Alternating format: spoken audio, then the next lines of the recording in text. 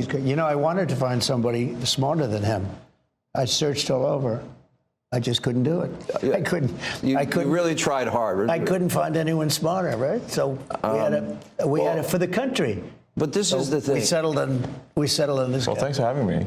So I'm just trying to be useful. This is the interesting. This is where we are as a society, and What's going on, guys? Today we're watching this exclusive Elon Musk and Donald Trump interview on Fox News. There are some things in there that you don't want to miss. Let's go. I got to start with this. So he's working for free with Doge.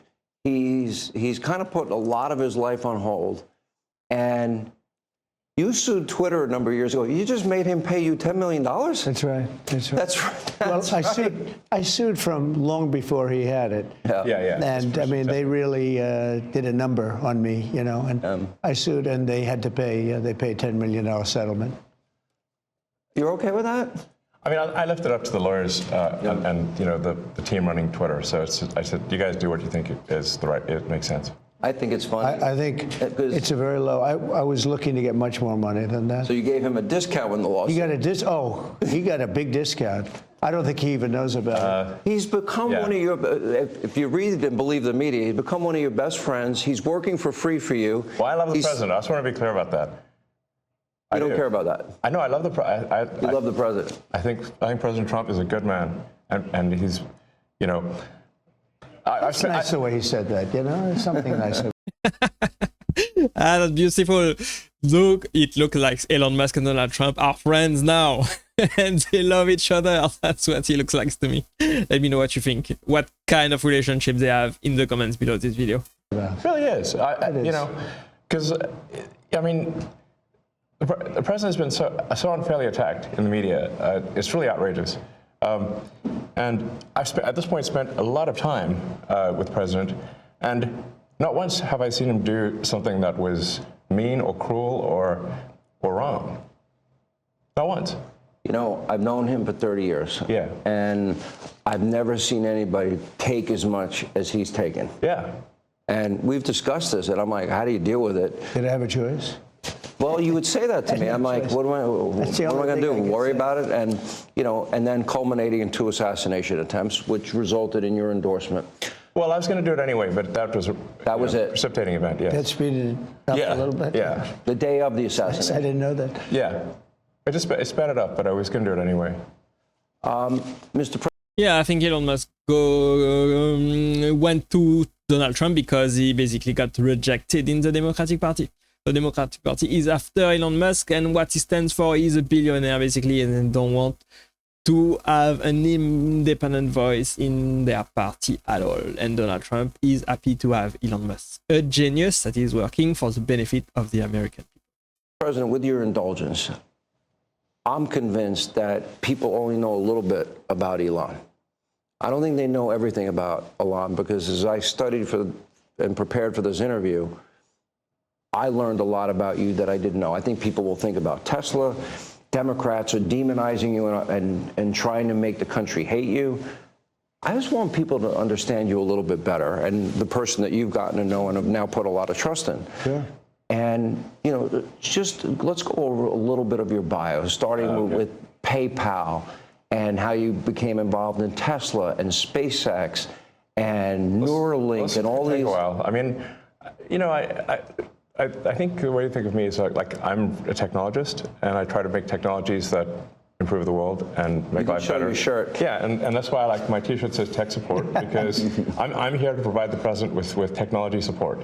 And now that may seem like, well, is that a silly thing? But actually, it's a very important thing, because the president will make these executive orders, which are very sensible and good for the country, but then they don't get implemented. You know, so.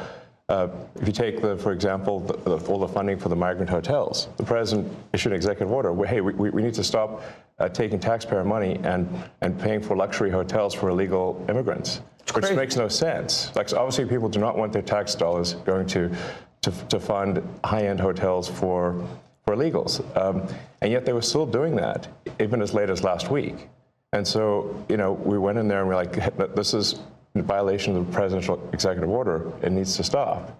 So So what we're doing here is one of the biggest functions of the Doge team is just making sure that the presidential executive orders are actually carried out. I think the Dutch team and Elon Musk are doing a fantastic job, in my opinion, exposing fraud and waste and abuse that is rampant in the government, in the deep state, and in the Democrat side of the administration. And this is, I just want to point out, this is a very important thing because the president is the elected representative of the people. So he's representing the will of the people. And if the bureaucracy is fighting the will of the people and preventing the president from implementing what the people want, then what we live in is a bureaucracy and not a democracy. No. You're both aware, you have to be keenly aware that the media and the punditry class, not that, you know, I think you've proven they have no power anymore because they threw everything they had at you and they didn't win. And that was, you know, the New York Times, Washington Post, 3 networks, every late night comedy show, 2 cable channels. They just threw everything, lawfare, weaponization. Sure. And now I see they want you two to start, they want a divorce. They want you two to start hating each other. And they try, oh, President Elon Musk, for example. You do know that they're doing that to you. Oh, I see it all the time. They tried it, then they stopped. That wasn't. They have many different things of hatred. Actually, Elon called me. He said, you know, they're trying to drive us apart. I said, absolutely. No, they said, we have breaking news. Donald Trump has ceded control of the presidency to Elon Musk. President Musk will be attending a cabinet meeting tonight at 8 o'clock. And I say, Yeah. This is completely insane and completely wild. This is exactly what the left is doing, spreading fake news to make the American people hate their new government. And it is sad, honestly. It's not like this that they are going to win the next election at all. it's just so obvious. They're so bad at it. I used to think they were good at it. They're actually bad at it, because if they were good at it, I'd never be president.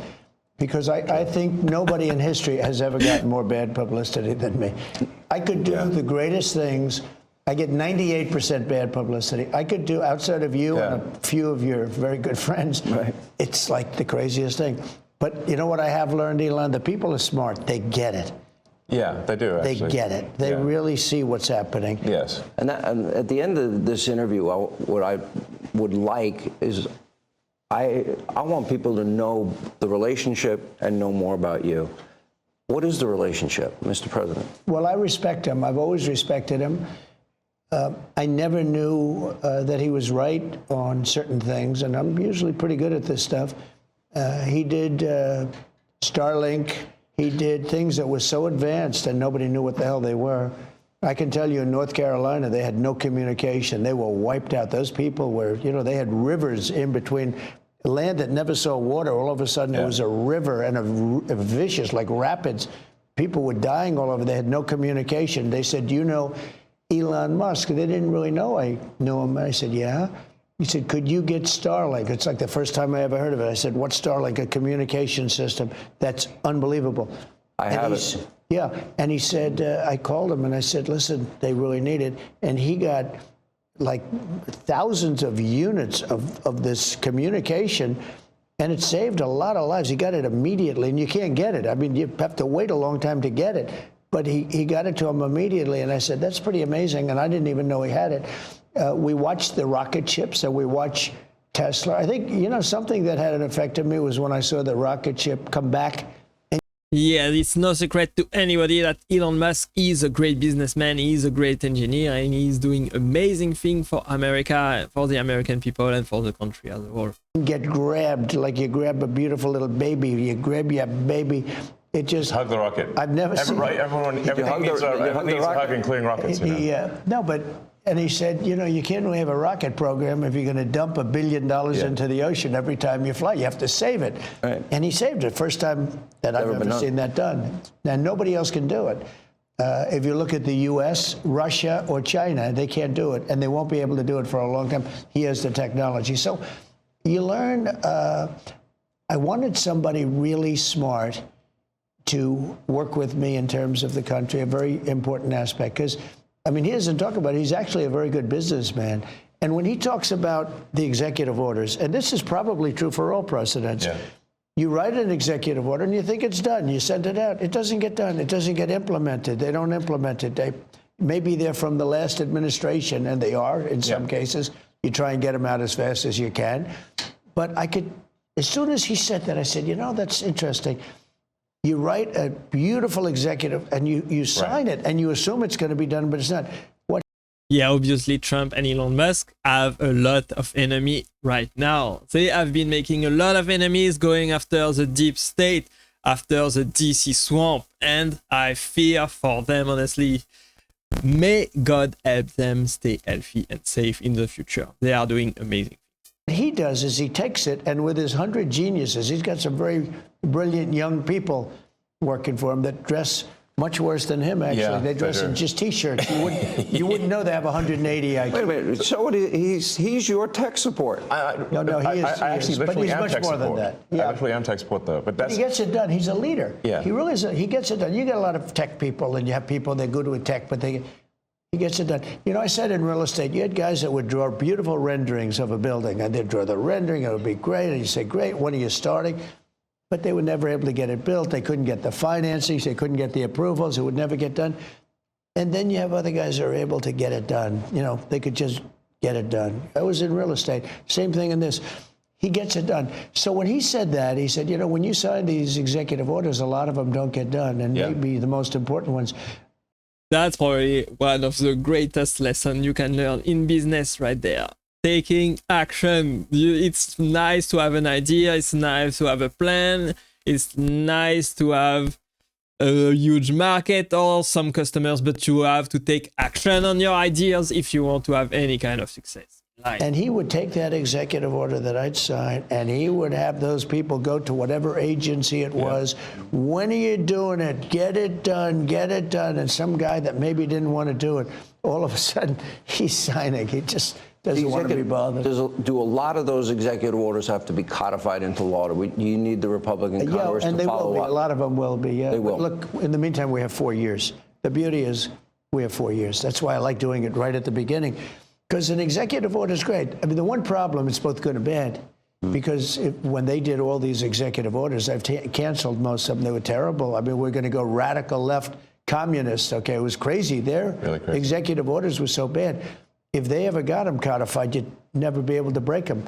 So the damage that Biden has done to this country, and it's not even Biden, it's the people that circled him in the Oval Office, okay? But the damage they did to this country, in terms of, let's say, open borders, you know, there's so many things, but open borders where millions of people poured into our country, and hundreds of thousands of those people are criminals. They're murderers, they're drug dealers, they're gang members, they're people from prisons from all over the world. And we have a great guy, Tom Homan, and he is doing so incredibly. You saw the numbers, they're now like 96%. 95%. He is a phenomenal guy. Honestly, I agree that the Democrats did a terrible job with the country over the last 4 years. And now Trump only has 4 years to try and fix everything, fix all of the mistakes that the Biden administration did over the last few years. And I'm not sure if he's going to be able to do it, but let's pray that he does and that he's going to be able to keep on all of the promises that he made during the campaign, stopping illegal immigration, reducing the cost of living and reducing inflation, and bringing peace and prosperity back on the American continent and all over the world. We will see what happens next and report it all right there on the channel. So thanks for watching. Let me know what you think in the comments below this video. I appreciate you being here as always. Thank you for staying with me till the end, and click right there to watch the next video. And I will see you there. Bye bye.